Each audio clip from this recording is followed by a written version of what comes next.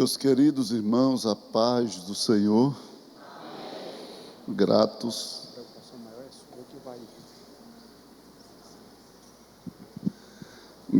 a Deus pelo privilégio de poder estar convosco mais uma vez, cultuando, adorando a Jesus, reverenciando o seu santo e eterno nome.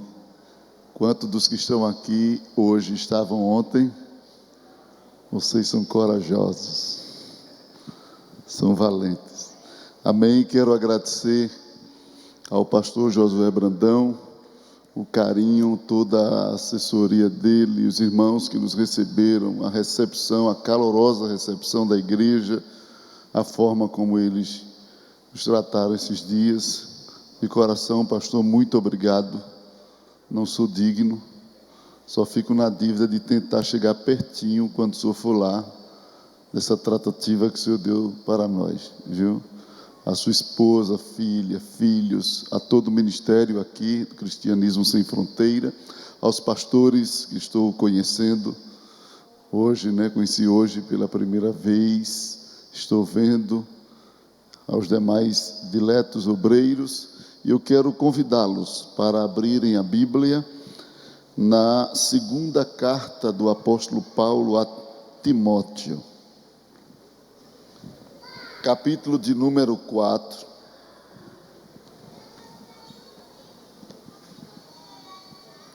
Segunda Timóteo, capítulo de número 4.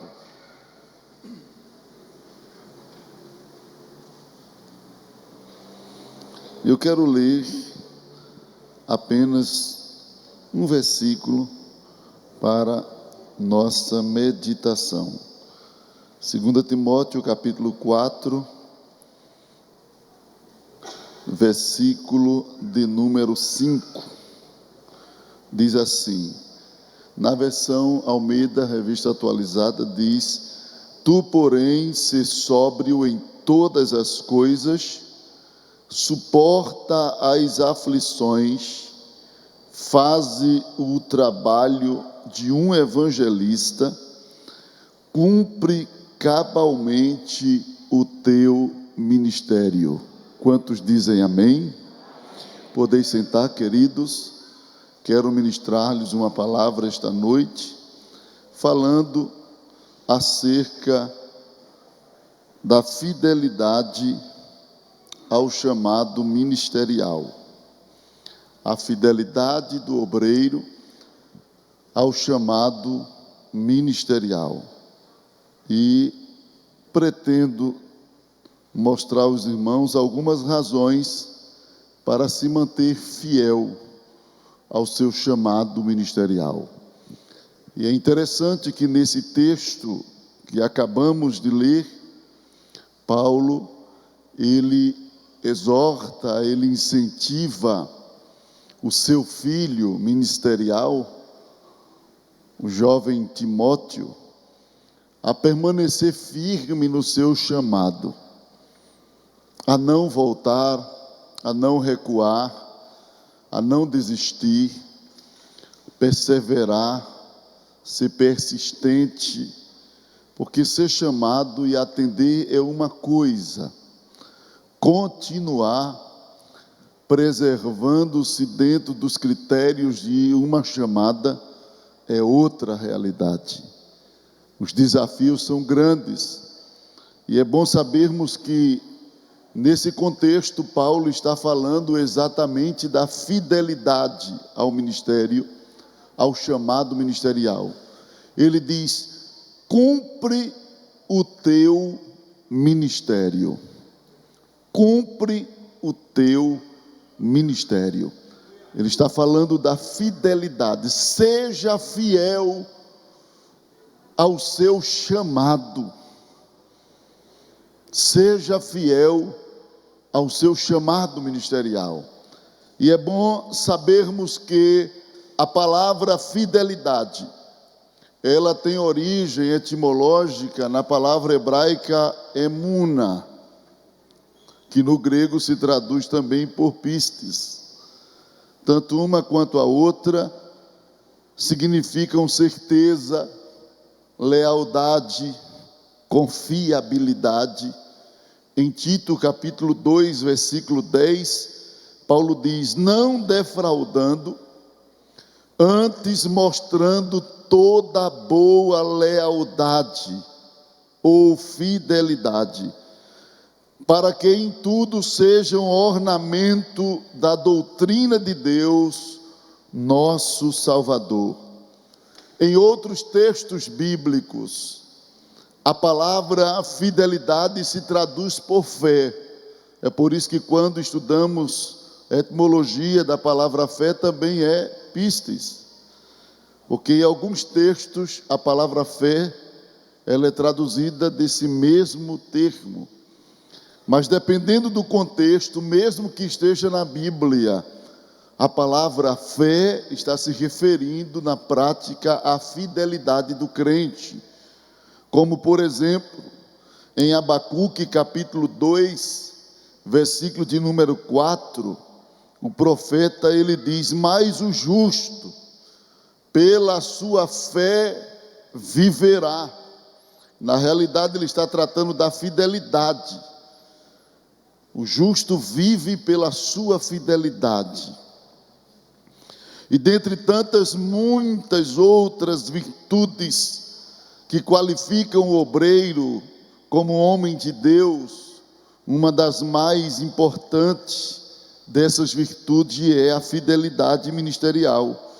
Com base nas referências de terceira epístola de João, capítulo único, versículo 5, Apocalipse capítulo 2, versículo 10, podemos dizer que a fidelidade do obreiro ao seu chamado ou ao seu ministério é uma virtude que é caracterizada de forma imparcial, atemporal e transcircunstancial. A fidelidade é uma virtude atemporal, imparcial e transcircunstancial. O texto da terceira epístola de João, versículo 5, diz assim: amado, procedes fielmente em tudo. Procedes fielmente em tudo. O que fazes para com os irmãos e para com os estranhos. Nós não temos direito de escolher a quem devemos ser fiéis ou fiel. Não. Temos que ser fiel de forma imparcial. Procedes fielmente em tudo, tanto para com os crentes quanto para os não crentes. É isso que ele está mostrando aqui. Para com os irmãos e para com os estranhos. No texto de Apocalipse capítulo 2, versículo 10, João escreveu o seguinte: não tema das coisas que hás de padecer. Eis que o diabo lançará alguns de vós na prisão, para que sejais tentados, e tereis uma tribulação de 10 dias. Agora veja a declaração no final desse texto: sê fiel até a morte, e dar-te-ei a coroa da vida. As pressões, humilhações não justificam a infidelidade. Ninguém pode dizer assim: não, é porque eu fui muito pressionado. Nada justifica a infidelidade. É por isso que o Senhor disse: mesmo sendo pressionado por Satanás, mesmo sendo ameaçados à morte, se preciso for, morra, mas não negocie os valores espirituais, nem o seu chamado. São palavras de Jesus escritas por João. Então a fidelidade, ela possui uma qualidade extraordinária.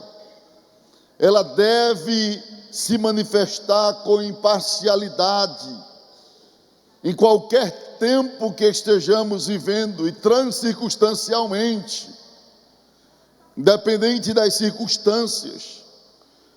A fidelidade é algo que Deus requer, é algo que Deus exige de cada um de nós que fomos chamados para a sua obra.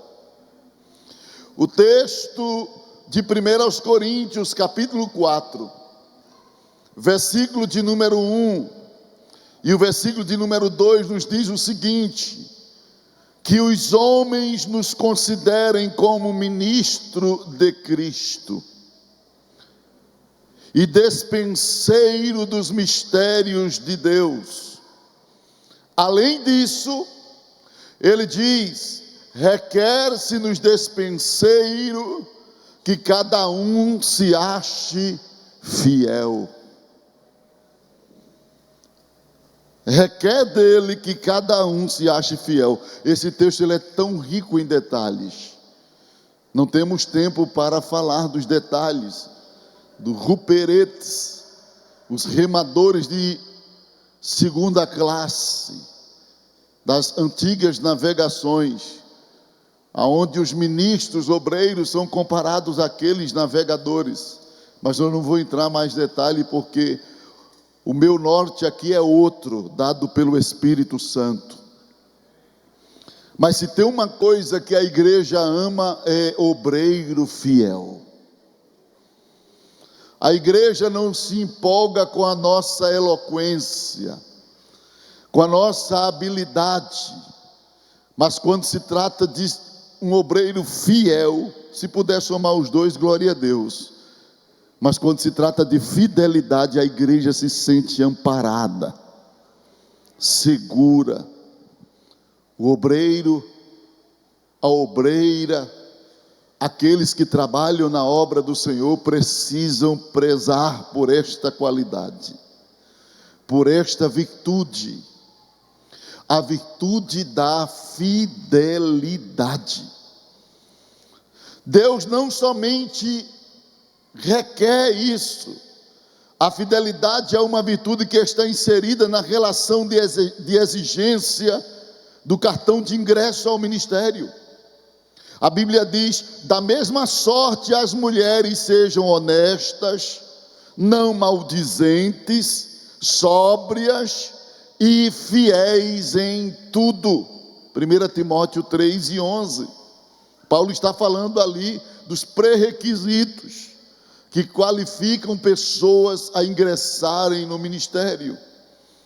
E ele insere dentro desse contexto a fidelidade como necessidade, como uma virtude sine qua non. E o que pede de mim, diz aqui, entre muitas testemunhas, ou o que de mim, entre muitas testemunhas ouvistes, disse Paulo a Timóteo, confia-o a homens fiéis, que sejam idôneos para também ensinarem os outros. 2 Timóteo 2:2. Paulo está mostrando a Timóteo, ensinando aquele jovem obreiro, que ele não poderia repassar, confiar responsabilidade ministerial para pessoas que se mostrassem duvidosos em seu caráter. Aquilo que de mim ouviste, as instruções, os ensinos, então tu confia a homens fiéis. Se tu vai repassar o que recebeste de mim, então passa para homens que sejam fiéis. Mais uma vez ele coloca em destaque, em alto relevo, a virtude da fidelidade. Agora, por que Deus dá tanta ênfase ao princípio de fidelidade? E há um detalhe que eu quero colocar aqui, para ninguém confundir a linha que Deus me dirige aqui esta noite.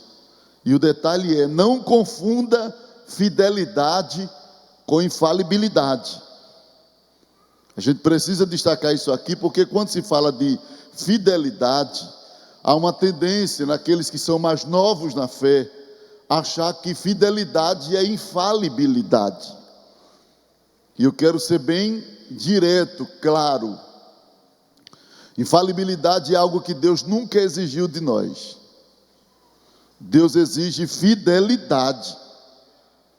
Infalibilidade, Ele não exige aquilo que a gente não consegue dar para Ele. Deus nunca exigiu algo que a gente não pode dar. E fidelidade não é infalibilidade. Por muitos anos, por muito tempo, eu vi pessoas definirem fidelidade como infalibilidade. E esta noite, se tiver alguém aqui com esse conceito, eu quero lhe mostrar biblicamente que fidelidade não tem nada a ver com infalibilidade. Fidelidade é a lealdade permanente ao propósito do ministério. Ainda que isso coloque em xeque as opiniões, amizade, prestígios humanos, às vezes por conta do seu chamado, você passa por situações que nunca imaginou que passaria. Pessoas que conviviam com você dão as costas, não aceitam, não concordam, não aprovam, e não é por acharem algum motivo, às vezes é inveja, às vezes são pessoas que têm um espírito de concorrência dentro das igrejas, em vez de te ver como aliado, te ver como um concorrente. E essas pessoas às vezes não querem aceitar o chamado de Deus, o propósito de Deus na sua vida.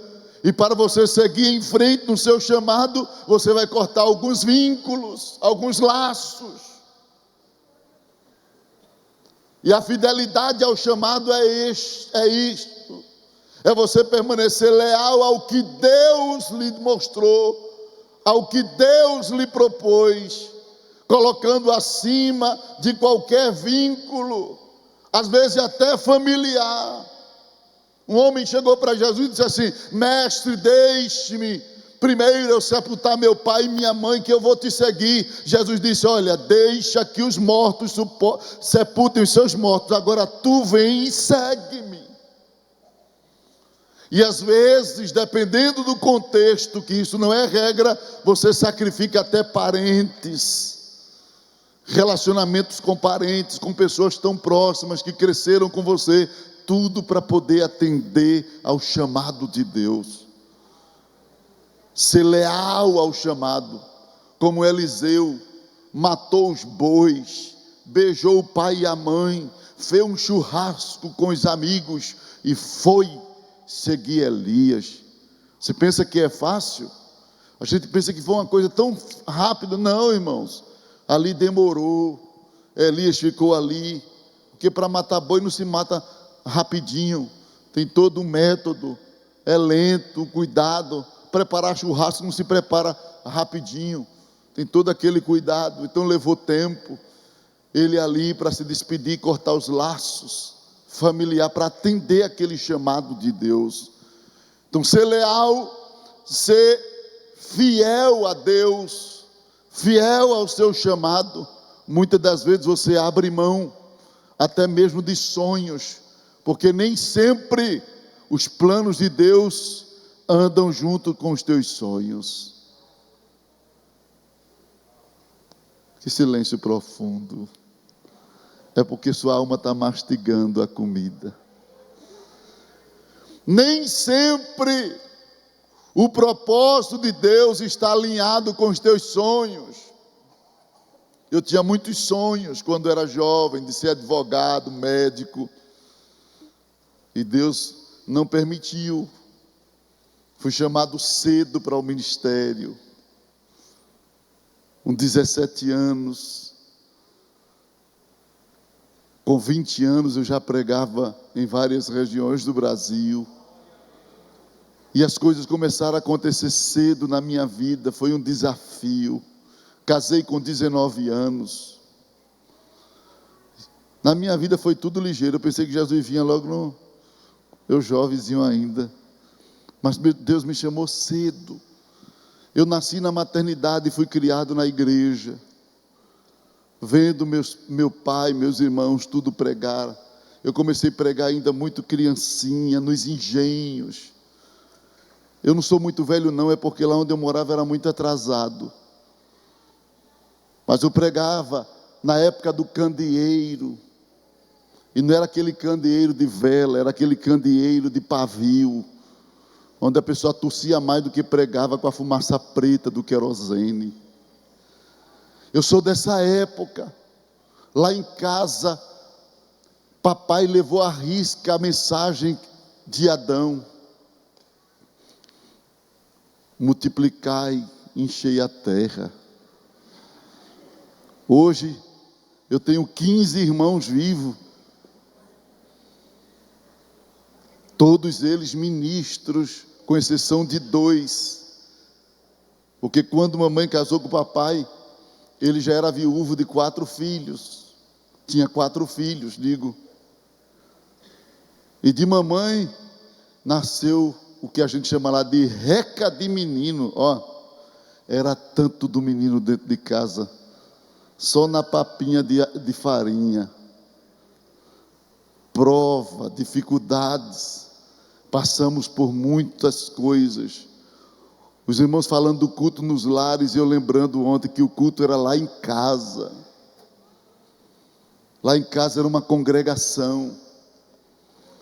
Que coisa tão boa. Não tinha som, era violão, sanfona, bandolim, cavaquinho. Era esses os instrumentos da época. E o som era gogó, só no gogó. Não tinha caixa. Quando começou a surgir os caixas, era aqueles caixas ligados na bateria. Eu não sabia se a gente ouvia a voz da gente, era uma cigarra que estava falando. Não saía a voz da pessoa, os caixinhas cinza, pequenininho. A radiola lá de casa, o caixa dela de sair o som era a própria tampa da radiola. Você está pensando que eu sou muito velho? Não sou não, é porque ele era atrasado. Minha mãe passou 30 anos com um câncer no pulmão, vomitando sangue. Meu pai chegou a se desviar e voltar. Minha mãe orando, sendo fiel a Deus, não abandonou, não jogou fora. Porque Deus dizia a ela: mulher, eu tenho um projeto na vida dos teus. E eu fui criado com isso aqui no meu ouvido. Mamãe dizia quase que todos os dias. Mamãe não me dizia, e eu não sou contra quem diz isso, mas mamãe não me dizia: você vai ser jogador de futebol, não, ele dizia: você vai ser pregador. Deus me disse que você vai ser pregador. Ainda que eu não veja, mas você vai pregar por muitos lugares, Deus me disse. Eu ainda estava grávida quando Deus me disse. E nós crescemos com isto. Eu cresci vendo papai orando de madrugada. Quando eu me acordava que eu ia no banheiro, ele estava lá gemendo. Quando eu me levantava de manhã, mamãe estava cantando o hino da harpa. O lado de meus pais era uma Assembleia de Deus na prática. Não tínhamos televisão, não tinha nada desses recursos que hoje temos. Nós aprendemos ao pé de papai. Ele juntava um monte de pratinha e fazia pergunta da Bíblia, e nós começamos como mercenário dos pais, respondendo, pregando. Mamãe dizia: se você pregar sobre Zaqueu, eu compro tal coisa para você. E eu, no interesse de ter aquele brinquedozinho, ia pregar sobre Zaqueu. E ela dizia até como era a minha posição homilética: faça assim para o lado dos irmãos, vire assim para o outro lado e vá pregando fazendo assim. E eu parecia Robocop, para cá e para lá.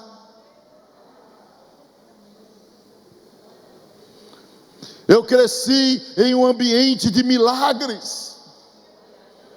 Eu vi Deus batizar muita gente nos engenhos.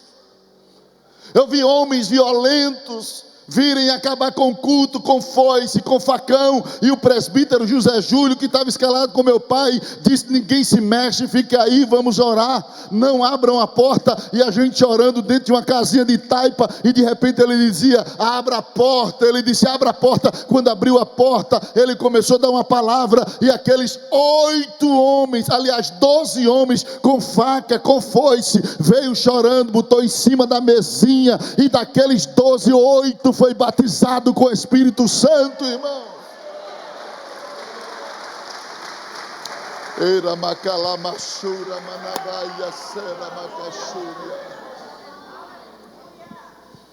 Eu fui criado perto de homens fiéis a Deus, homens fiéis ao ministério. Meu pai saiu com outros irmãos para atender uma escala no engenho.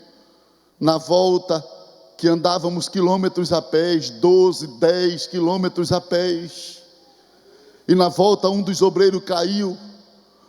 Hoje eu entendo que foi um ataque fulminante. Ele caiu por cima de uma barreira. E aqueles irmãos cercaram ele. E eu lembro que meu pai e outros irmãos disseram: a gente foi buscar ele em casa, trouxemos ele vivo e vamos devolver vivo para a sua família. Oraram até meia-noite, até o homem ressuscitar. Oh, irmãos, não é saudosismo, não, é experiência que eu carrego aqui, lembranças boas. E fui gerado por Deus nesses ambientes. Trabalhei nos mesmos locais que meu pai foi presbítero. Eu fui presbítero com 24 anos e o pastor me designou para ir para aqueles lugares. Tomei conta com 24 anos de 11 trabalhos, contando com congregação e ponto de pregação. Ainda muito jovem, saía pregando pelos engenhos, pregando a palavra, às vezes sozinho. A esposa ficava com o filho em casa, às vezes levava a David, o que a gente chama na cacunda, aqui nos ombros, e minha esposa ia comigo sozinho,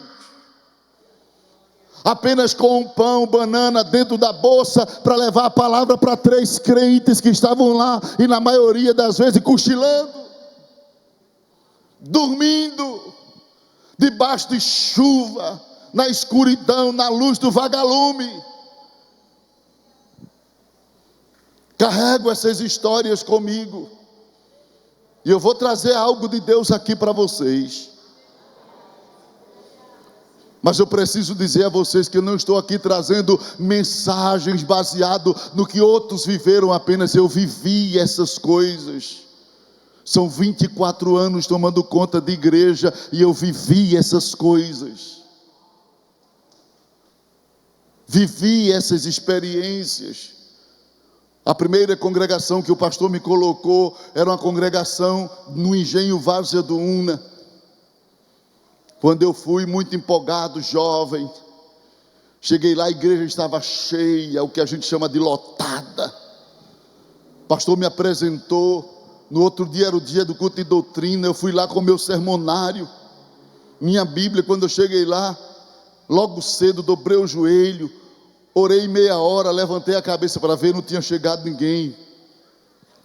Orei mais uns 10 minutos, quando levantei a cabeça tinha 3 crentes, já era hora de começar o culto. Comecei o culto, perguntei ao irmão que estava lá: irmão, cadê os irmãos? Se está todo mundo aqui. Eu disse: e aquele povo que estava todo mundo aqui ontem? Eu disse: não é daqui não, é dos engenhos vizinhos, veio olhar quem era que assumia a congregação. E estava lá os 3 crentes, irmão Adão, irmã Finha e irmã Zefinha. E eu comecei a pregar: Deus vai mudar isso aqui. E a irmã Zefinha olhou para mim e disse: todo mundo diz isso quando vem para cá. Eu fiquei logo com raiva daquela véia. Eu disse: por isso que Deus não faz. Vocês não crêem. Se fosse hoje eu não diria isso, eu era muito novo. Ela disse: não, irmão, é porque todo mundo chega aqui, Deus vai fazer, e depois desiste, não vem mais, quem mais escala. Mas começamos a evangelizar. Com 6 meses, literalmente, a igreja já tinha um grupo de criança, um conjunto de irmãs, um grupo de irmãos e um grupo de jovens. Cada semana eu dizia: pastor, Jesus salvou 4, salvou 5, e o pastor só recebendo as notícias boas. Depois desses 6 meses, quando eu cheguei lá, só estavam os 3 irmãos. E eu perguntei: o que é que está acontecendo? Aí o irmão disse: Mané, Mané, que era o nome do irmão Manuel, mas chamava ele de Mané, Mané.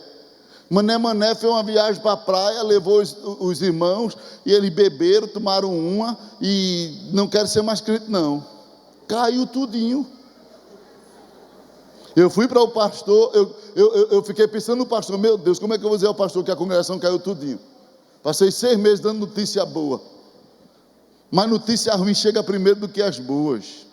No outro dia eu estava frustrado. Nessa época eu cortava cabelo e fiquei pensando: Deus não tem chamada na minha vida não. Uma tacada só, o diabo derrubou tudinho. Eu fiquei logo frustrado. Vou entregar essa congregação. Não vou dar prosseguimento a isso não. Vou parar por aqui. Quando eu estava pensando assim, chegou um cantor que hoje é evangelista em São Paulo, o irmão Ismael Santana, e ele disse assim: irmão Elmi, olha, ontem eu estava no sítio tal, e Deus me deu um versículo para lhe dar, e é para o senhor fazer um hino para mim, que ele ia gravar um CD, naquela época do CD. Ele nunca me viu indignado, mas eu estava tão revoltado, que quando ele me deu o papel com o versículo, eu amassei o papel, joguei na lata do lixo da barbearia. Nunca vi tão certo para fazer uma cestinha. Quando eu joguei, eu disse a ele: se Deus quisesse que eu fizesse, ele dava o versículo para mim, não era para tu não. Aí ele voltou-se assim para mim e disse assim: foi Deus que mandou. Quando ele disse isso, meu coração estremeceu. Eu deixei ele sair para ver o que era que estava naquele papel. Quando ele saiu, eu fui lá pegar o papel, olhei e estava lá o texto de Joel: diga ao fraco, eu sou forte. E o interessante é que quando eu peguei aquele papel, na mesma hora desceu a letra de um hino e eu comecei a cantar. A batalha é ainda, mas eu tenho que avançar. A peleja é tão grande e eu não posso parar. Minhas forças se acabam, parece que chegou ao fim. Me senti um pouco cansado, o comandante do meu lado começou a dizer assim: diga ao fraco, eu sou forte, Jeová Sabaote pelejará por mim. O Senhor dos exércitos, Ele é Deus forte, nem mesmo a morte determina o meu fim. E eu estava cantando e repetindo para memorizar. Enquanto eu estava cantando, chegou um jovem chamado Uzias. Eu estou dando o nome porque eles estão assistindo o que eu estou dizendo aqui. Eu mandei o link para lá.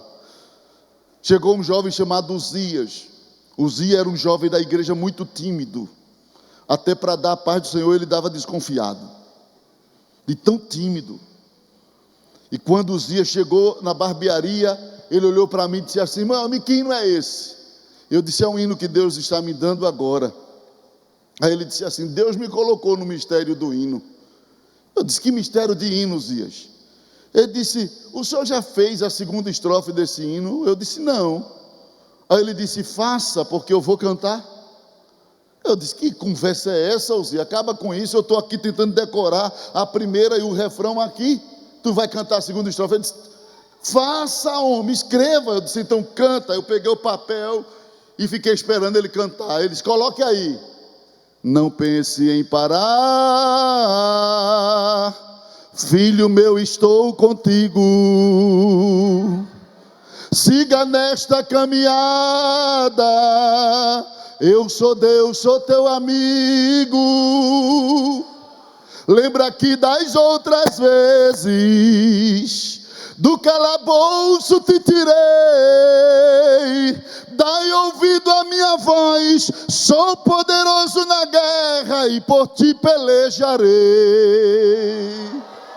Quem disse a Uzias que eu queria parar? Quem disse a Uzias que eu queria entregar a congregação?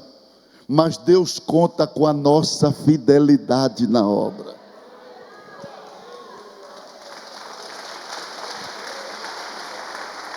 Fidelidade não é infalibilidade. Fidelidade é lealdade. Ainda que você venha falhar, tombar, cair, a voz do Espírito Santo esta noite é: levante-se e prossiga. Levante-se e continue a jornada. Porque em lugar nenhum da Bíblia há um texto escrito dizendo que o crente não falha. Não existe um texto, muito pelo contrário. A Bíblia diz em Provérbios 24:6: 7 vezes cai o justo, mas não fica prostrado. O que está dizendo é que você pode até cair, mas quem é fiel não se acostuma com o chão. Ele cai, mas se levanta e continua. Porque fidelidade não está em nunca falhar, está em nunca aceitar o chão como residência. Não aceite o chão como residência. Deus não te chamou para ficar parado, Deus não te chamou para ficar para baixo, Deus te chamou para prosseguir. É porque o Senhor não conhece meu trauma, mas quem te chamou já conhecia teus traumas, já conhecia tudo, e Ele está te dizendo nesta noite: levante-se e prossiga. Prossiga. Porque Deus requer fidelidade de nós. Porque é necessária a fidelidade? Primeiro, porque Deus conta conosco. Porque precisamos ser fiéis? Porque Deus conta conosco. Em 1 Timóteo 1:12 diz assim: dou graças ao que me tem confortado, a Cristo Jesus Senhor nosso, porque me teve por fiel, pondo-me no ministério. Você não está no ministério porque você é habilidoso, isso conta e é importante. Você não está no ministério porque você é talentoso, isso conta e é importante. Mas você está no ministério porque quando Deus olhou para ti e disse assim: esse é fiel, esse não vai desistir da minha obra, esse vai até o fim desta jornada. Quando Deus apontou o dedo para você, Ele acreditou na sua fidelidade. Deus acreditou na sua firmeza de propósito. E ser fiel dentro desse contexto em que Deus conta conosco, significa que somos uma opção para Deus usar neste tempo. Deus conta com os fiéis para Ele usar. É claro que hiperbolicamente já houve situações em que as opções de Deus diminuíram. Lá em Ezequiel capítulo 22, versículo 30, a Bíblia diz que Deus saiu à procura de homens e não achou ninguém. E claro que isso aqui é uma linguagem figurada, mas era Deus dizendo: como falta-me homens fiéis. É por isso que ser fiel é ser opção para Deus. Você é uma opção para Deus usar. Olhe para a pessoa que está do seu lado e diga: você é uma opção para Deus usar neste tempo. Os fiéis são referenciados por Deus. Deus conta com fiéis, porque é na sua fidelidade que Ele te faz referências para gerações posteriores.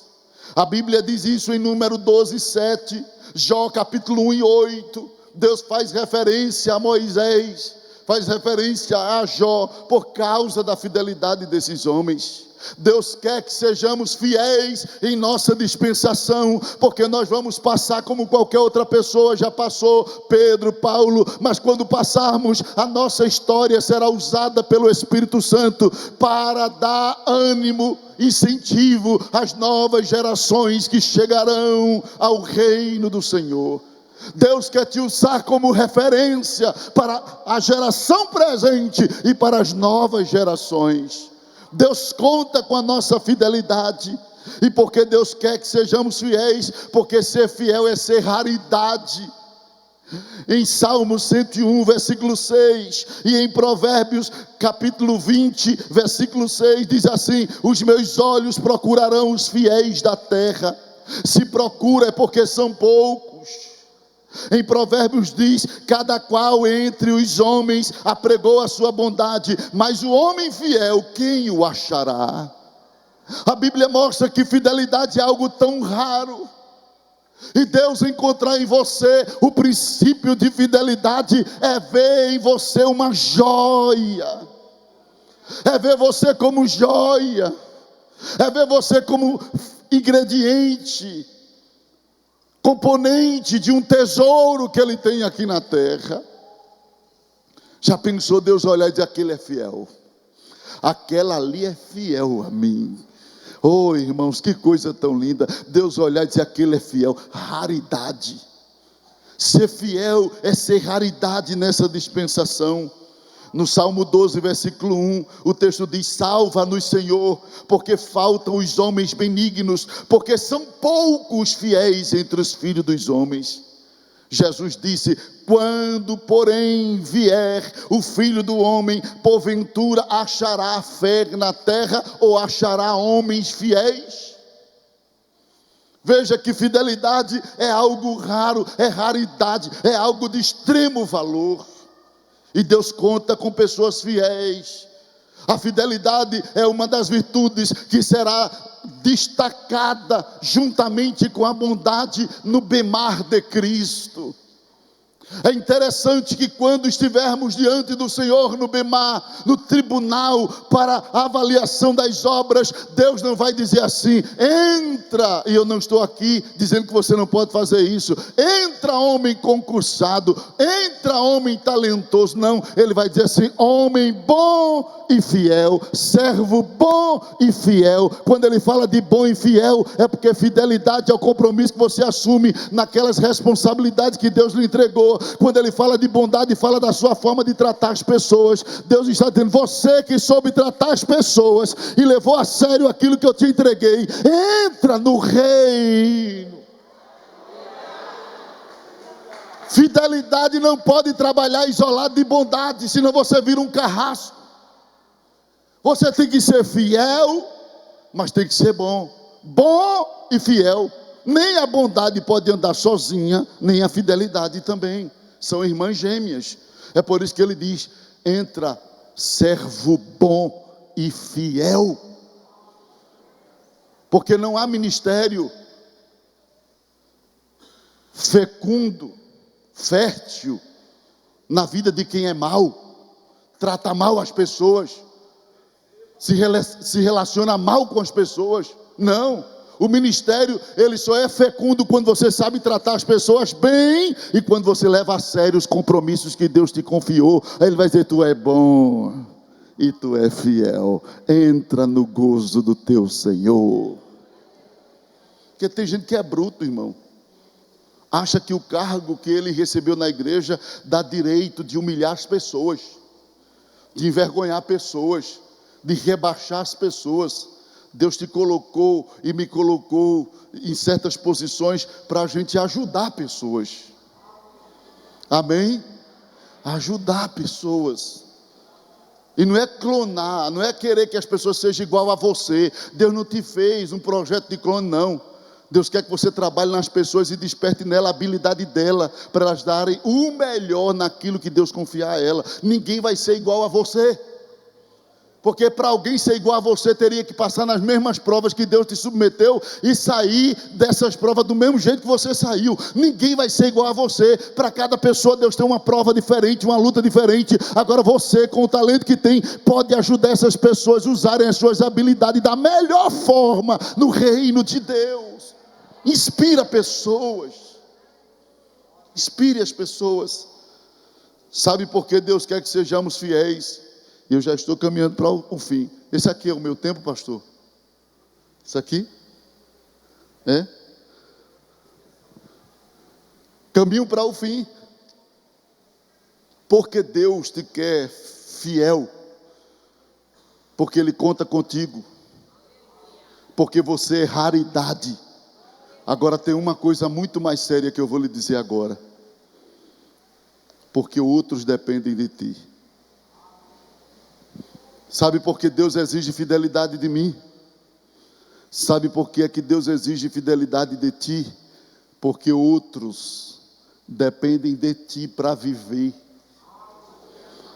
Tem gente que só está vivo por causa da tua fidelidade. Que é isso, pastor? Abra a Bíblia.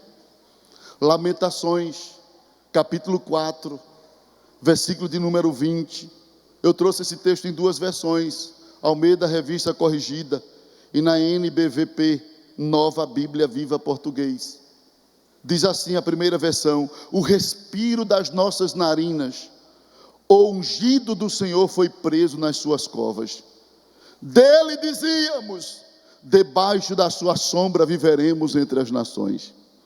Veja na Nova Versão Bíblia Viva em português: o nosso Rei, a fonte da nossa vida, o homem escolhido pelo Senhor, foi preso numa dessas armadilhas que nossos inimigos armaram, e nós pensávamos que viveríamos sob a sua sombra entre as outras nações.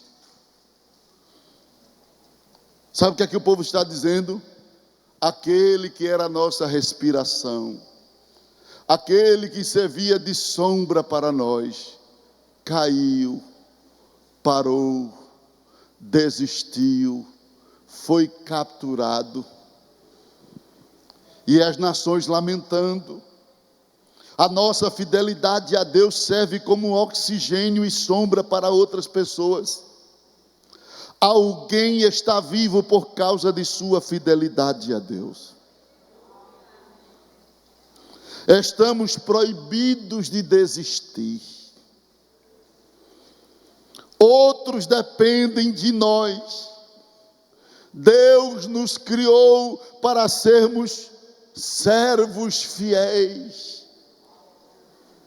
Você não pode voltar atrás.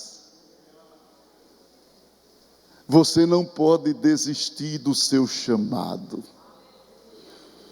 Por mais complicado que esteja a sua vida, o Espírito Santo está te dizendo nesta noite: outros dependem da tua fidelidade ao chamado.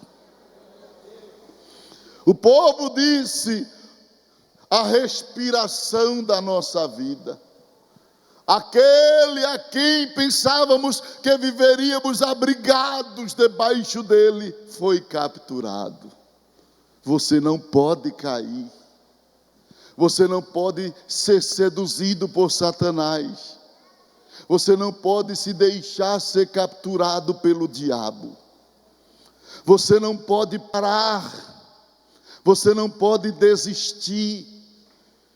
Porque a sua fidelidade é oxigênio e sombra para outras pessoas viverem. Tem gente que às vezes se questiona: eu não sei porque comigo é tudo mais difícil. É porque Deus te fez coluna. Coluna na tua casa, coluna na igreja.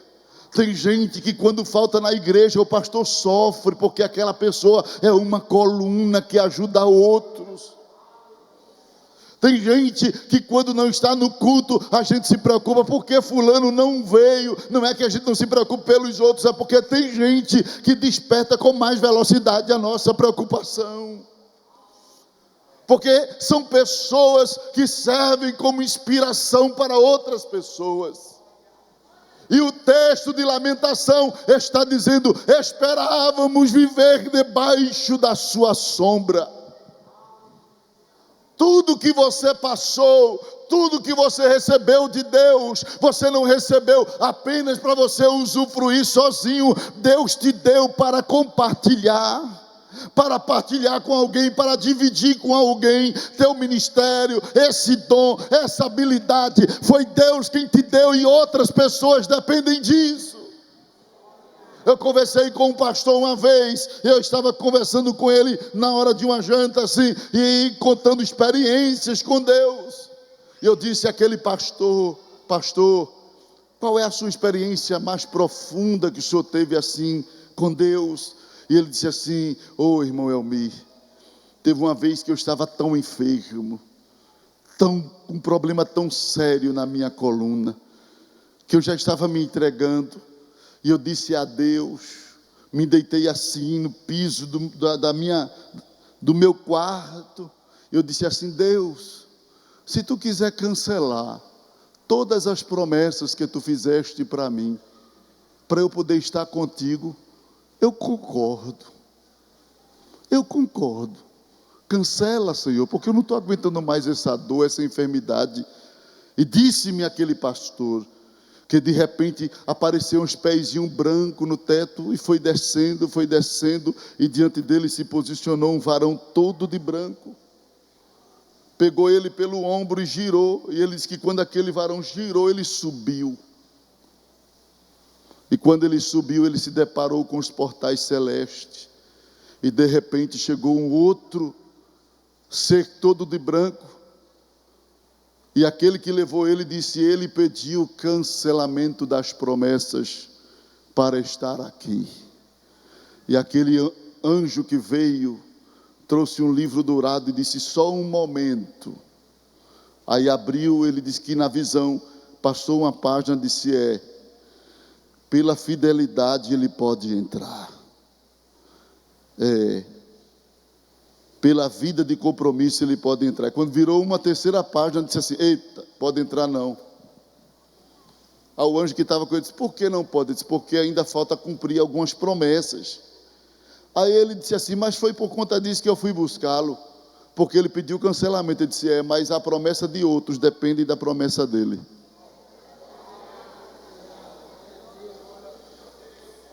Tem outros que serão abençoados pelas promessas que Deus te deu.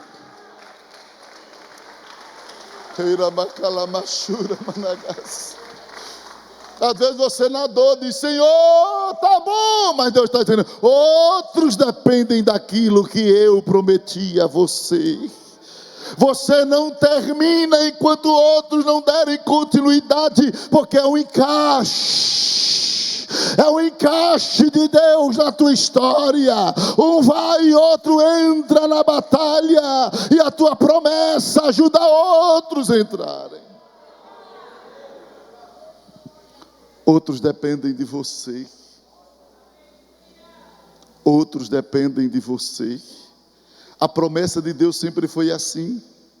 Se você analisar os textos, Isaías 58:11, o Senhor te guiará continuamente, fartará a tua alma até em lugares áridos, e fortificará os teus ossos. Serás como um jardim regado, olha quantas bênçãos, e como manancial, cujas águas nunca faltam.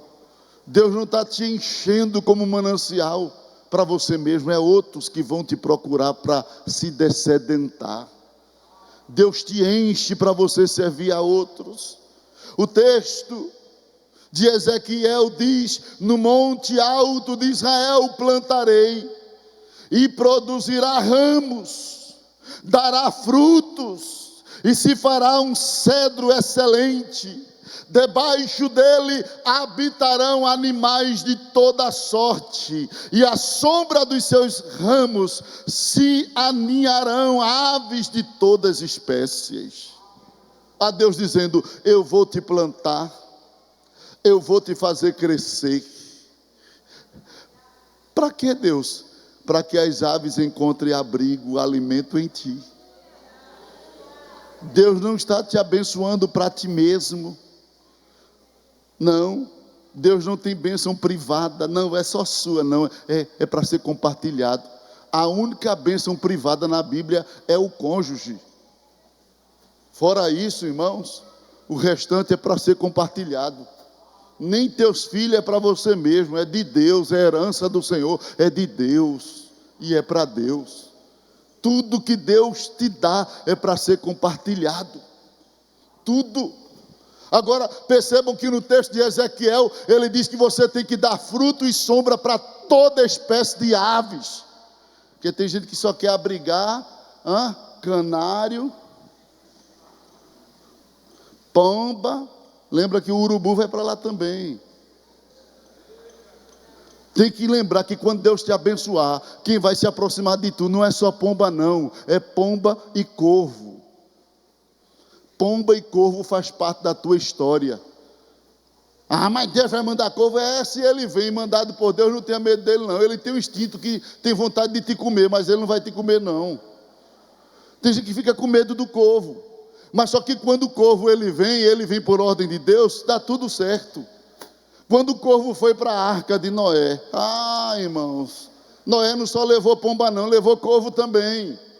Porque todo homem de Deus tem que ter pomba na sua história e corvo também. Tem gente que só quer ter pombinha, pessoa que gosta dele, pessoa que... Não, mas o corvo também, na direção de Deus, ele promove o bem. Quando Noé soltou o corvo e ele não voltou, ele estava dizendo: Noé, não desce agora não, porque só tem carniça. Ele vai te avisar das coisas podres que está te cercando, te arrodeando. Deixa Deus usar o corvo para te dar notícia. O corvo fala dos mortos que querem te aproximar, infectar você. A pomba fala da vida, galho de oliveira. Eita, é só vida. Mas tem hora que você não precisa da pomba, precisa do corvo. Porque se você for pensar no galho de oliveira, se depara com uma pessoa morta, vai ficar infectado, doente, vai morrer também. Aí antes de soltar a pomba, solta corvo. Elias precisou de corvo. Quando foi lá para Querite. E você pensa que Deus mandou o corvo lá para Elias só para levar alimento? Não, Deus mandou o corvo para despistar os olheiros de Acabe. Elias estava sendo procurado em tudo que é lugar, em tudo que é reino. Obadias disse: não houve reino que o meu Senhor não mandou a tua procura. Mas quando os caras saíam à procura de Elias, que via o corvo dando aquele voo rasante, disse: ali ele não está não, ali só tem defunto, vamos embora por aqui. Era o corvo dando voo rasante, ele pensando que era defunto, mas era um profeta vivo, recebendo comida. Deus usa corvo para despistar teus inimigos. Fica quieto, dá abrigo aos corvos também. Quando Deus botar corvo no teu caminho, dá abrigo para ele também, porque Deus te abençoou para abençoar todos. Não é para se associar, mas para abençoar todos. Deus abençoe, pastor. Deus abençoe. Continue orando por mim.